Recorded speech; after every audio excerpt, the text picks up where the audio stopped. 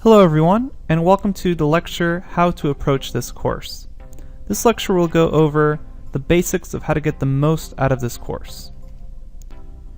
Now, people who are taking this course hopefully fall within three categories. Beginners who have never programmed before, programmers coming in from another language, or intermediate Python programmers.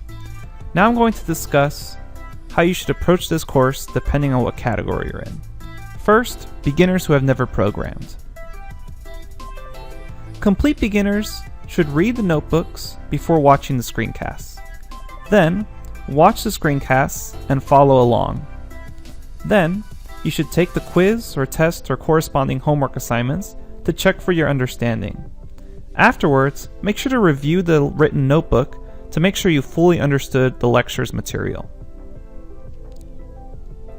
Now, if you're a programmer coming in from another language, you should read the lecture notebooks and follow along. Then, if something isn't clear, go ahead and watch the screencast. Afterwards, you should take the quiz, test, or corresponding homework assignment and make sure you can check your understanding, either through the screencast or through the notebook. Finally, for intermediate Python programmers, you should read the notebook and make sure you know the topic. If you're an intermediate Python programmer, you can probably skip the first few sections of the course where we discuss Python basics. Once you're at the advanced topics, I would recommend you read the notebooks and watch the screencasts to get the most out of this course, and do the corresponding either test, quiz, or homework assignment for that section of the course. Now, discussion questions. If after watching the screencast or checking the notebook something doesn't make sense, feel free to start a discussion in the forums. Remember to check if there is an FAQ, frequently asked questions lecture, corresponding with the lecture.